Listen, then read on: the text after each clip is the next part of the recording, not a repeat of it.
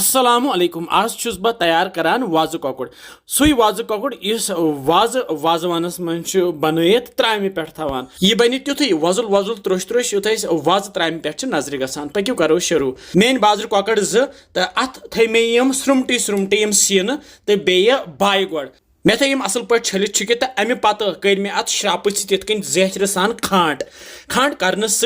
marinate करो one तो अत अच मसाला अंदर तो ये त्रो बह नून चमचा गोथी तो अमे पत त्रो ये कॉर्न फ्लोर बनो तुम कुन जाए बाजार डिपार्टमेंटल स्टोरन मज या प्रोविजनल स्टोरन मज अत त्रो बह ये बड़ चमचे सत चमचे अगर नहीं कॉर्न फ्लोर बने तो हेकु तुमलो ओर तक चमचे इस्तेमाल कर तो अमे पत त्रो बह रंग बदल यह मौले पाउडर चमच वाज रंग कर इस्तेमाल मे कोर मौली पाउडर इस्तेमाल तो अमे पत त्रो बह ये सर्क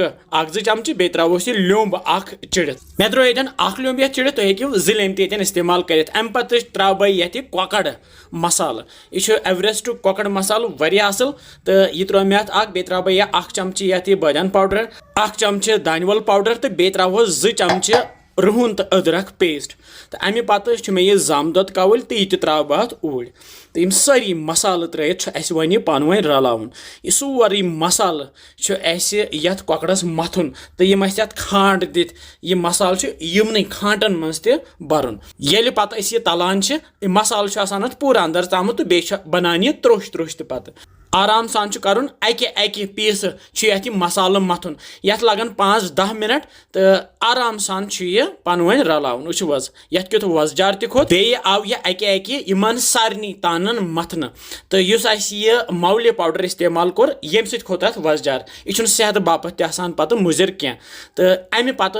मे थोमुत फ्रीजरस मज 1-2 घंटे गसित कोड़ ये फ्रीजर मज यह मे बोड़ हूँ वाज दी निमुत तो अत मज त्रो मे फल तेल त्रो मे हना ज्यादा पहम यम कोकड़ तलक बह ओक्चरिस पे तो अमे बापत मे ओक्चोर थोमुत फल गरमयत यह दजान बेस ओक्चरिस पे मे सवि ठूल थमित सिवन बापत तो युथ यथ तिलस दुह नेर ओड़ तो तुथु त्रो गरमा गरम तिलस मज यम कोकड़ तान तो यम त्रो 4 कोकड़ तान ऊर तलहोक असल पे यह मसाल यह मथो बे तिक बोन कुन वोथमुत यूता ये मसाल लाड़ तूता बन यह पत असल यह कोकुड़ बे मजेदार तो यह वन तलुन यह तलहोन तुत काल न वन यह वजुल वजुल त्रोश त्रोश ग ज्यादा जालहोन न त्रोश त्रोश करहोन यन वाज करान तो आराम सान यह तलन तो वनकस शाम टाइम अन गढ़ गई तो शामस बह कोकड़ तलान ये ओक्चरिस पे यपर त्रो मे ताई मज तेल तो ताई मज बह तलान यपर